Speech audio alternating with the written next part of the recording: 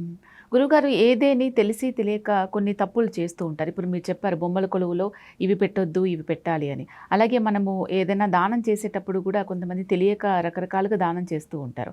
And ఇంట్లో పూజ చేసేటప్పుడు కూడా కొన్ని తప్పులు దొర్లే అవకాశం ఉంటుంది. ఈ పండుగలప్పుడు తెలిసి తెలియక చేసిన తప్పులకు పరిహారాలు కావాలి అని చాలామంది అనుకుంటూ ఉంటారు కదా! వాటికి ఎటువంటి పరిహారాలుంటాయి?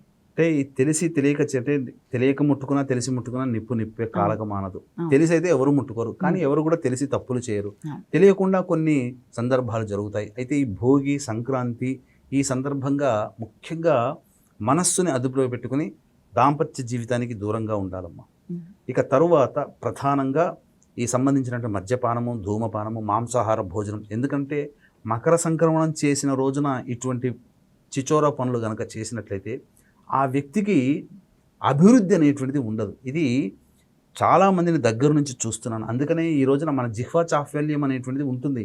ఈరోజే మనం అన్ని రకాలుగా మన యొక్క కోరికల్ని మనం తీర్చుకోవాలని లేదు. మనస్సు, శరీరం ఆరాట పడుతుండవచ్చు గాక. కానీ అన్నిటిని కూడా అదుపులో పెట్టుకొని మనం ముందుకు వెళ్ళగలిగితే మంచిది. ఇక కొన్ని సందర్భాల్లో తప్పులు అనేటువంటివి జరుగుతుండవచ్చు. తప్పులని మాఫీ చెప్పడానికి కోసం ఈ పరిహారం చెప్పట్లేదమ్మా.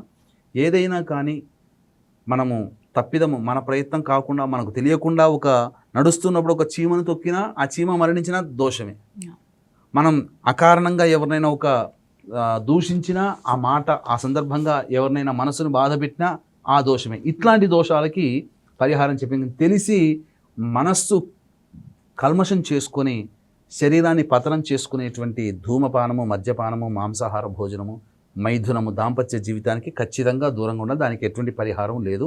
తెలియకుండా చేసినటువంటి చిన్న చిన్న తప్పులు ఉంటాయి కదా, వాటికి మాత్రం పరమేశ్వర ఆరాధన ఈరోజు చెప్పబడి ఉంది.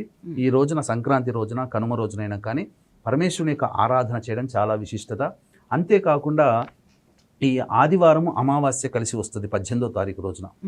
ఈ 18వ తారీఖు రోజున చాలా విశేషమైనటువంటి ముఖ్యంగా తాంత్రిక శక్తులు అనేటువంటివి మేల్కొంటాయి. మామూలు దేవతా శక్తుల కంటే ఆదివారం అమావాస్య రోజున తాంత్రిక శక్తులు అనేటువంటివి మేల్కొంటాయి. కాబట్టి దీన్ని దృష్టిలో పెట్టుకుని తాంత్రిక శక్తి యొక్క అనుగ్రహం వలన కొన్ని కార్యక్రమాలు దిగ్విజయంగా పూర్తవుతాయి.